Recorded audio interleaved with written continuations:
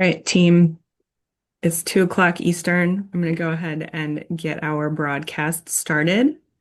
Happy holidays. My name is Zinnia Willits, and I am the Executive Director of the Southeastern Museums Conference. It is my absolute pleasure to welcome you to the special holiday edition of Some Good Museum News. Brought to you by your 6 regional museum associations, this partnership has been spreading joy, laughs, and good museum vibes since May of 2020.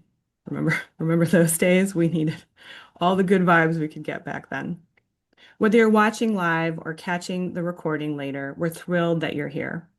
During today's program, feel free to jump into the chat, share your reactions, your favorite moments, or even a little holiday cheer.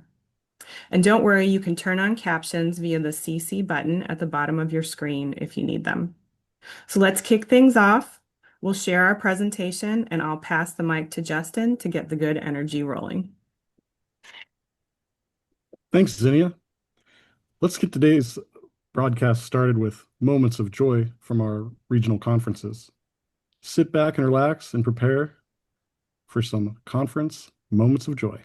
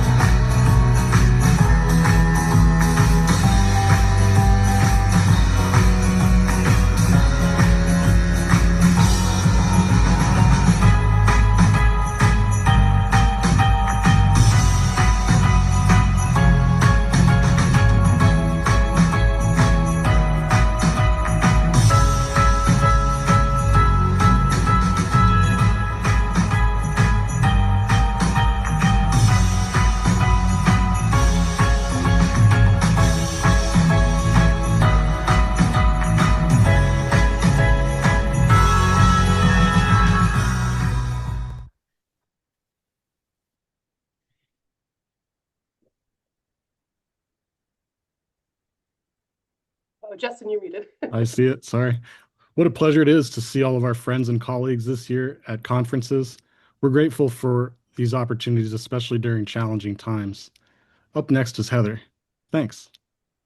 Hi, I'm Heather Riggs here at the New England Museum Association. We would like to take a moment today to acknowledge all the people who volunteered their time at this year's regional museum conferences. We really couldn't do it without your dedication of time and talent. Combined, we had nearly 200 volunteers across all 6 regions this year. Amazing. We're going to be putting their names up on the screen for a moment. There are 2 slides full. I promise I won't be reading them all out loud. That would take a while. If you're watching or listening live today, join us in a round of applause as we scroll through the names. Yay! Thank you! Woo!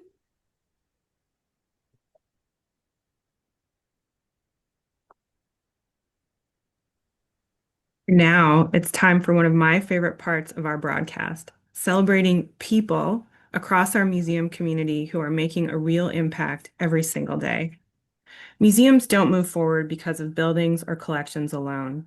They move forward because of the passionate educators, curators, scholars, artists, registrars, volunteers, and innovators who bring history, culture, and creativity to life. These are the individuals whose dedication strengthens our institutions, inspires our students, and expand the stories we tell. So in this segment, the shout out to people making a difference in museums, we shine a spotlight on the change makers who remind us of what's possible. First up, an incredible achievement at Strawberry Bank in Portsmouth, New Hampshire. Over to you, Heather.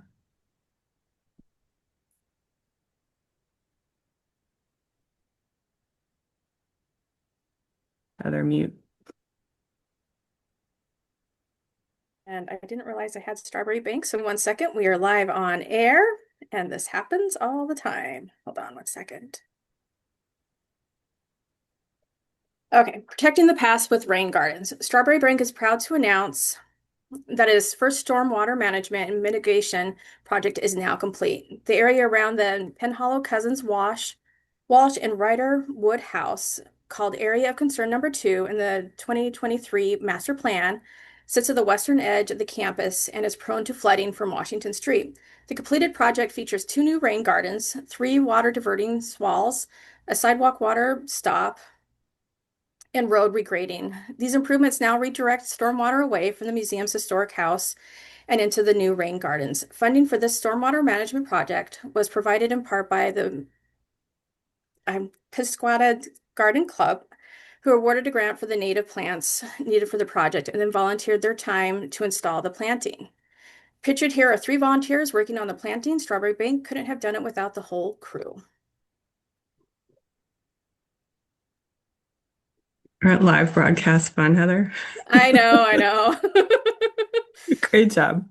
And now it's my honor to spotlight an inspiring story out of Auburn, Alabama, where a major museum award is shining national attention on a leader in American art and museum education. Dr. Nancy Strickland Chavis, Executive Director of the Museum of the Southeast American Indian at the University of North Carolina at Pembroke, has been named the 2025 recipient of the William Collins Smith Auburn Award for Advancing American Art. The award, created by the Jewel Collins Smith Museum of Fine Art and funded by the Julia and Albert Smith Foundation, recognizes artists and scholar practitioners who push the boundaries of creativity and innovation. It includes a $25,000 prize and campus residency at Auburn. An independent national panel of museum leaders unanimously selected Dr. Chavis for her impact as an educator, curator, and forward-thinking museum leader.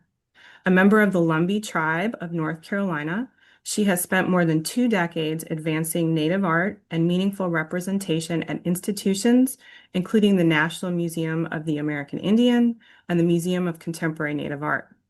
Her recent work includes guest curating the exhibition To Take Shape and Meaning at the North Carolina Museum of Art, highlighting 3-dimensional works by Indigenous artists from across the U.S. and Canada. Cindy Malinek, Executive Director of the Jewel, praised her work for deepening our understanding of contemporary Native American art. Other award panelists highlighted her dedication to ensuring Native voices are celebrated within the American art narrative.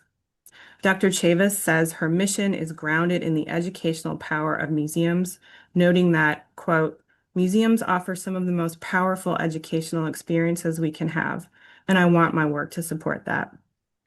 The award was formally presented at Auburn this fall. Congratulations to Dr. Nancy Strickland Chavis on this well-deserved national recognition. We are certainly SEMC proud of you. Next, let's hear another shout out from Jason. Thank you, Zinnia. Kari Ross Nelson is a visitor studies researcher and evaluator who has been leading research into understanding the impact of income-subsidized admission programs such as Museums for All. 30 museums across the country recruited both Museum for All and general admission visitors to take a survey. Their analysis of the responses shows that income qualifying admission programs, represented by the Museums for All initiative, successfully brings more diverse audience who, once at the museum, have equally meaningful and effective experiences as traditional general admission visitors. Additionally, impactful and intentional conversation and practices around DEAI emerge among the staff as they implement such programs. The findings demonstrate the museum's field's ability to create inclusive spaces where people feel they belong, regardless of their racial or economic background, while maintaining the same high-quality outcomes for all visitors. That's some good museum news. Thanks to the efforts of one volunteer, Mike Suddeth, the Vashon Heritage Museum collected over 25 oral histories in 2025. He hosted a training to recruit and train other interviewers. The museum has also scheduled an oral history blitz, during which they will film many 5-minute videos. It's wonderful when a dedicated volunteer takes on a task and runs with it. Thanks, Mike, for asking the questions and pulling out the cameras. Back to you, Zinnia. We're so proud of all of the people making a difference, and we'll continue to celebrate all of you across our organizations. Back to you, Jason. Now, we're excited to have two guests. Do we have two guests, Charity? We have, well, we have one live guest and one virtual guest. Okay, Billy is here. Okay, great. Yeah, yeah. We're excited to have two guests joining us today for a special segment we're calling Hope from the Front Lines. Joining us live is Billy Ocasio from the National Museum of Puerto Rican Arts and Culture in Chicago, and joining us via recording is Clement Hamani from the Japanese American National Museum in Los Angeles. We've asked both of our guests to offer words of encouragement for their peers across the country as you keep up the good and important work you are doing in your communities, especially as your community members are facing a variety of new economic, social, and political changes. To start, we'll share a pre-recorded message from Clement.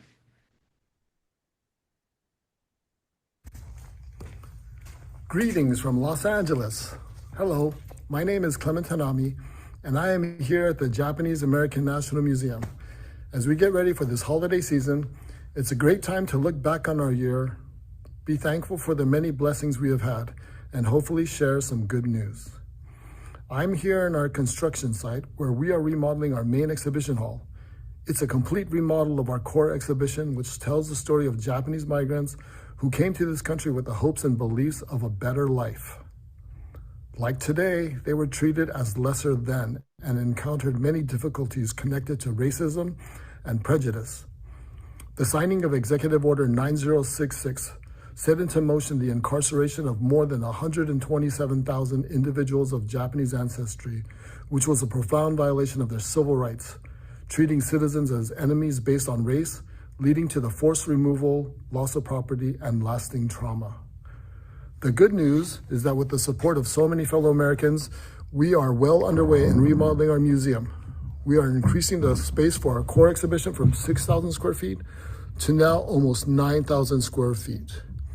In doing so, we will be able to continue our mission of telling the authentic, first-person perspectives of the camp experience, which have been a hallmark of our museum. So as we enter this holiday season, we are so thankful for the many supporters who are with us and have helped us to reimagine an even larger venue where we can continue to tell others of this grave injustice and how we must continue the good fight to ensure that what happened to Japanese Americans during World War II never happens again to any other group. Thank you and have a great holiday season.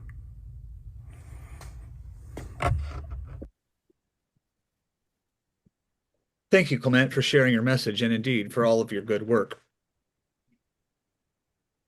Let's go to our next guest, Billy from Chicago. Billy, welcome, and we'd be delighted to have your words of wisdom. Well, thank you all. I want to thank you all for what you're doing. I love all the news backgrounds there. And Charity, I love your hat. Looks great. Anyways, I'm Billy Ocasio. I'm the director of the National Museum of Puerto Rican Arts and Culture, the only Puerto Rican museum outside of the island. And I want to take you back on July 9th of this year. We were the first ones in Illinois where ICE came to try to take over our museum. They came in with about 20 cars. We denied them entrance into our museum. But I think it taught us all in Chicago a lesson. And within 3 days, we all rallied. We came together, different communities. I thought it was just fantastic how communities came together, partnered with each other in order to deal with an issue so big that is affecting everyone in our whole country. But we came together, and in 3 days, within hours, we had put together a press conference with over 400 people. But then within 3 days, we all came together to draw up a plan for our various museums.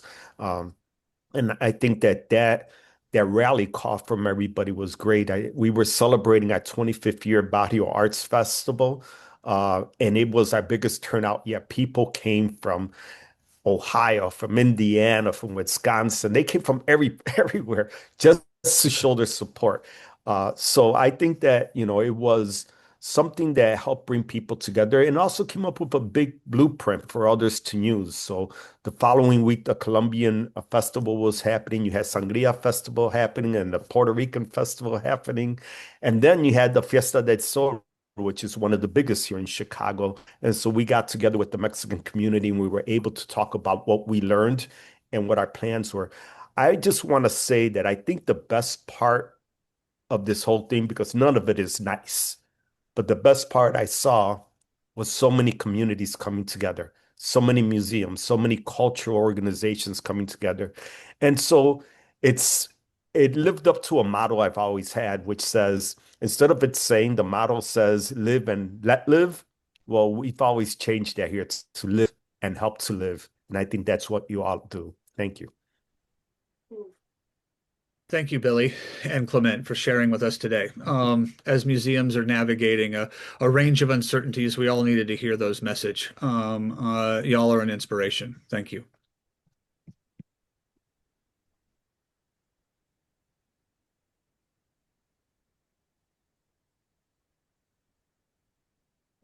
And so, up next, we have some good museum news. We're going to share stories from across the country. So, join us in congratulating our colleagues on another year of pivots and celebrating each other's wins, both big and small. The first story comes from our Mid-Atlantic region. So this September, the museum at Bethel Woods and Bethel Woods Center for the Arts hosted the second annual Art and Architecture Festival, aka Build Fest, on the historic site of the 1969 Woodstock Music and Art Fair. 150 students and staff from universities around the country participated over 5 days, creating 9 unique installations. The participants, along with 30 volunteers dubbed the Police Force, camped on the historic site.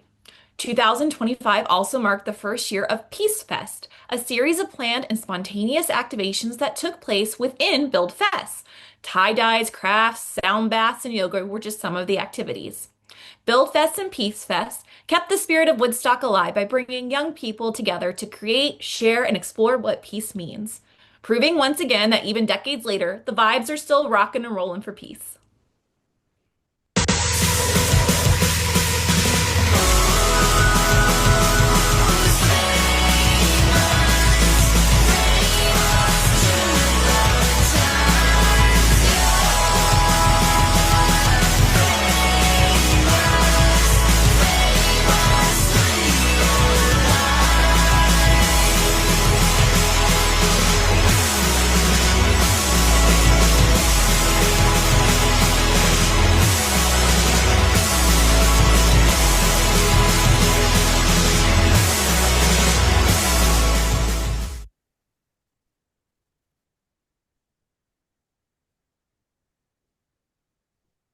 Heather again.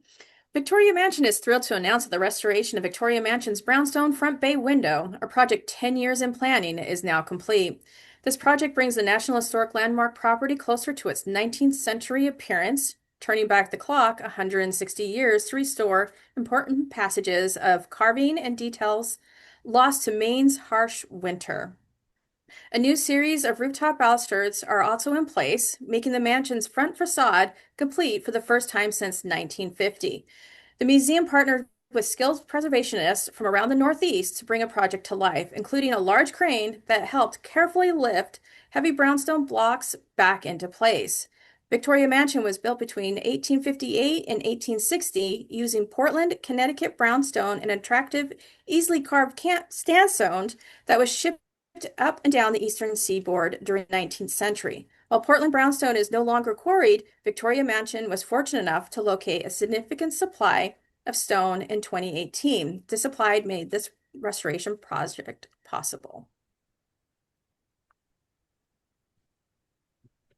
This is Native Land is a new permanent exhibition at the Washington State History Museum, developed over 4 years with the input of over 100 Native contributors representing more than 60 tribes. Opened in October, the exhibition invites visitors to experience Washington State through the voices and perspective of its Native peoples, highlighting the resilience, sovereignty, and cultural vitality of tribal nations. The exhibition uses multimedia, artwork, and interactive displays to share contemporary and traditional teachings from Native communities in Washington. We have a 50-second clip that the museum shared introducing the project, and we'll post the full link in the chat for you to watch on your own.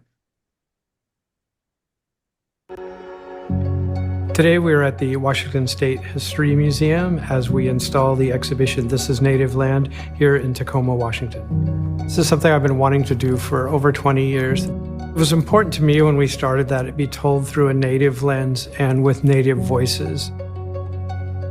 There's still a lot of knowledge that's being passed down through our people and through our families and our values and our beliefs. Everything that's happening in this exhibit is real to every one of us. The exhibit has been about 4 years in the making. My audience was always Native children. What was the truth that Native children needed to know? I wanted to see their experiences validated, and I wanted them to think how they can contribute to this in the future.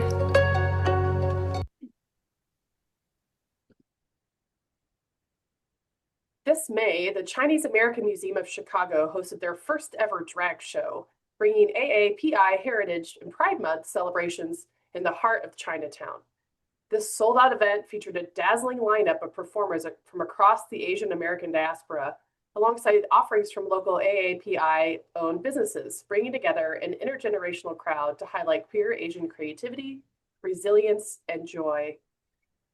This marks the museum's pivotal step towards sharing the full spectrum of Chinese American experiences, and we are excited to excited to continue this work in the years ahead, and we're very proud of them. Also, super happy to see Chicago well represented today between Billy and the Chinese American Museum.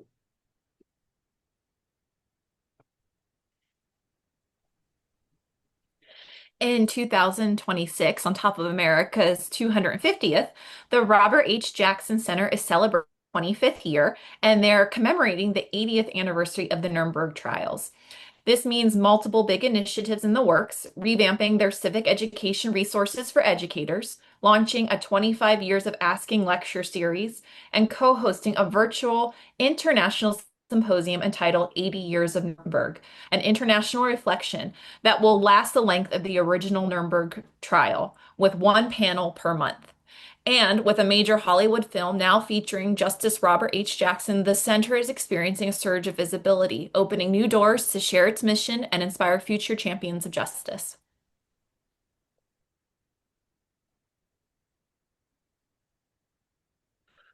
The Nora Eccles Harrison Museum of Art at Utah State University is excited to announce the opening of the Wanless Center for Art Education and Research at the Nora Eccles Harrison Museum of Art. Take a look at this short clip from the ribbon cutting ceremony to discover more about this new and innovative facility. So today, as we cut the ribbon, we open more than just a facility. We open minds, hearts, and possibilities. Let this center be a beacon for what's possible when art, education, and public service come together. Are we ready? Ready!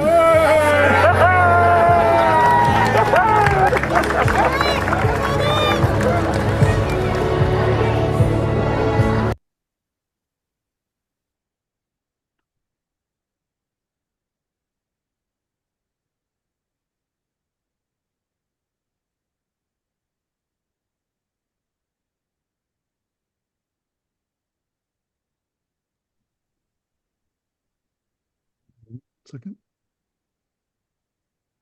Over to you, Justin. I lost it. Sorry there. 1 second. Just looking for my note here.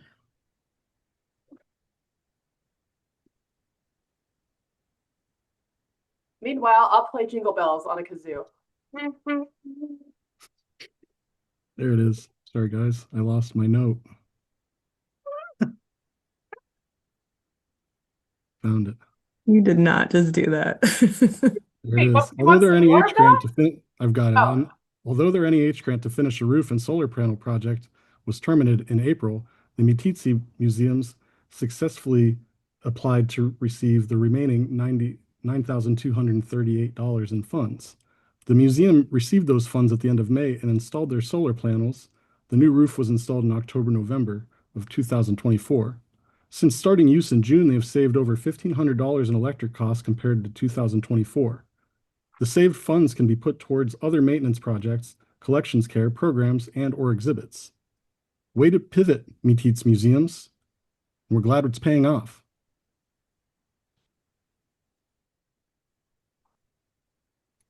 Speaking of pivots, thank you. Good job, Justin. That's amazing savings too with those solar panels. Wheels are turning here. All Alex is right. doing good work out there. Please, good. I'm also still marveling at the big scissors from two slides ago. Awesome. So anyway, good afternoon again. Today we are bringing you nothing but good news from one of Nashville's most iconic cultural landmarks, the Parthenon in Nashville, just to be clear. Let's get right into it. First up, the Parthenon is celebrating a big award season after receiving multiple honors from the Tennessee Association of Museums for 2025. Among the highlights, the 2024 temporary exhibition, Repatriation and Its Impact, an exploration of the effects of cultural looting in the art and antiquities trade through the lens of the Parthenon's own collection of pre-Columbian art, combined with new works by Nashville-based Mexican artist Jose Vera Gonzalez. This exhibit earned top recognition as well as a special recognition award for the artist. Plus, the Parthenon received TAM awards for its STEAM Night at the Parthenon, the Peloponnesian War School Program, and the 2024 exhibition, David Gutnick, Contemporary Kumiko, an exhibition of works inspired by ancient Japanese woodworking techniques, which took home an audiovisual exhibit component award. In addition to all of these professional accolades, 2025 marks a major milestone for the Parthenon. Its colossal statue of Athena Parthenos is celebrating her 35th anniversary. The celebration has been featured on This Is Nashville and across news outlets, inviting families and art lovers to take part in multiple anniversary events. To complement the milestone, earlier this year, visitors were invited to explore a powerful new exhibition by sculptor Alan LeQuire, the artist who created the iconic modern Athena Parthenos that stands at the heart of the Nashville Parthenon.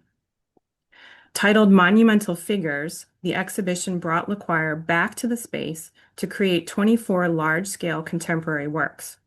Rather than mythological figures or ancient gods, this year, the sculptor turned his attention to contemporary people that inspire him.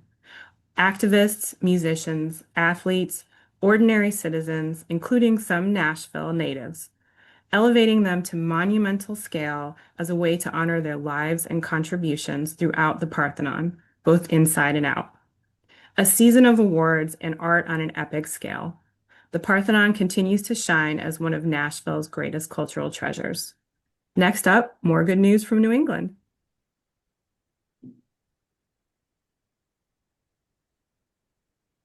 This year, Echo completed two big new exhibits. The first was a 1 to 2 year renovation of their 20-plus-year-old Into the Lake exhibit, where they'd had to move their aquatic animal collection off-site for a year and built Vermont's largest aquarium, a 15,000-gallon freshwater habitat that showcases Lake Champlain's largest and most charismatic fish species, including lake sturgeon, bowfin, channel catfish, freshwater drum, and muskellunge. The other exhibit was Champ, America's Lake Monster, pictured right in your screen. The exhibit includes an interactive timeline about the history of Champ and lake monster sightings and lore over the last couple of hundred years, a Design a Champ interactive aquarium station, and cases that talk about the science and evidence around Champ and discovering new creatures in general, with videos by UVM scientists. Congratulations on these two very big wins. I did not know we had lake monsters in the States. So thanks for that story, Kayla. Up next is a story from the Midwest about finding relevance with a new audience. The St. Louis Science Center kicked off a brand new event series in July designed to engage the 21 and up crowd. I'm guessing mostly those young adults they were missing. The museum hoped to start small, and despite their massive size as an institution, would have been happy with around 500 guests at the debut event. Instead, they sold out, eclipsing 1,200 tickets. The museum's follow-up event in October also had high attendance. It turns out, even grown-ups like to act like kids sometimes. Isn't that right, CRA friends?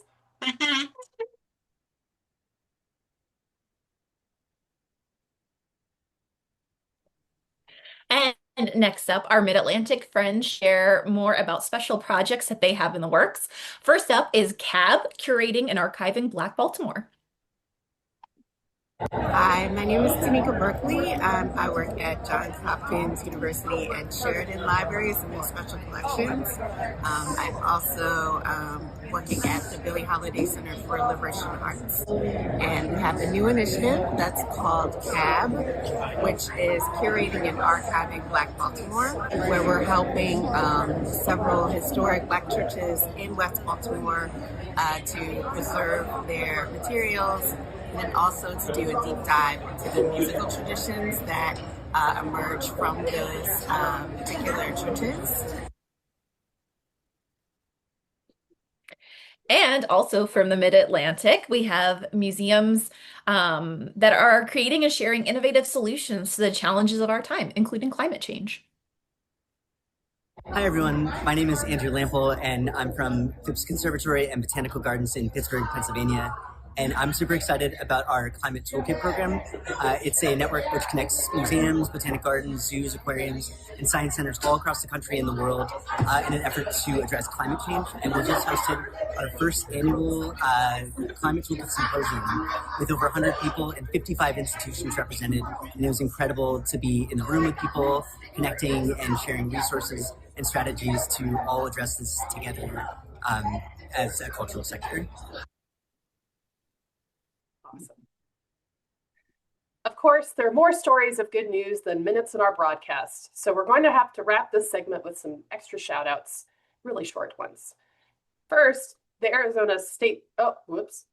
California State Railroad Museum has been working to add and share railroad stories from their library and archives collections. Two of their more recent stories, which they submitted for this broadcast, are focused on the Garcia family who lived in a boxcar during the 1950s, and a graphic artist named Elizabeth Tone Summers. The Arizona State Museum has created two wonderful pop-up exhibits that they take to festivals in Tucson and the Tohono O'odham Nation. So far, they've been seen by nearly 8,000 people. It's awesome. The Holocaust Museum in Boston is a new and emerging museum. This year, amid immense global challenges, the Holocaust Museum celebrated a historic milestone, which is the installation of a 12-ton 1940s era rail car at the heart of the future site. And last but not least, Peter Linenthal of the Potrero Hill Archives Project is finally getting a publicly accessible space, a partnership with the Bethlehem Shipyard Museum that will be located in the Dogpatch neighborhood in San Francisco. It's such good news to see neighborhood history given pride of place in the redevelopment of a historic shipyard.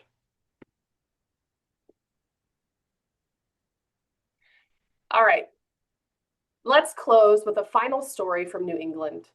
In a year when new programs have been relaunched or launched related to the 250th anniversary of our nation's founding.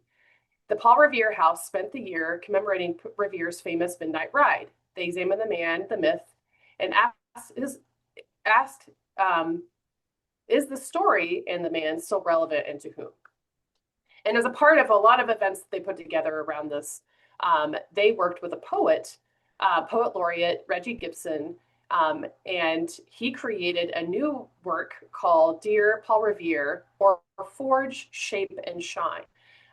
We'll drop a link in the chat if one of my co-anchors here wouldn't mind grabbing that link and dropping it in the chat of Paul's full reading of his ode to Revere.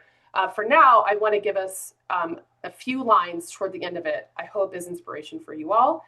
And stick around after because we've got a little bit more before we wrap. Here is Reggie O'Hare Gibson's Dear Paul Revere, or Forge, Shape, and Shine. Well, now we need that spirit of yours more than ever. We need the spirit of work and give you will forever be. Need you to help us reshape the precious metal of our country. to help us remove the tarnish darkening its shine, to help us reforge ourselves while there is still time into something useful that will work and give and sacrifice and fight for the soul of this nation in spite of how spectered we are by grief and fear. We need the spirit of you, Paul Revere, showing us how to get back on that horse and brave these benighted times.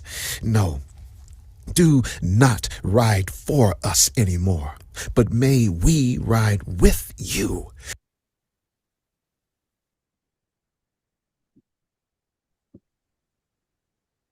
What inspirational words to end today's program on. As we close out today's Museum Good News, I feel extremely grateful for the chance to share these uplifting stories of success, collaboration, and meaningful change. The work happening every day in Southeast museums inspires me deeply. It's my why, as are the museums and the people who make the magic happen. It's all of you who provide the critical energy that keeps Southeastern Museums Conference moving forward with purpose and vision.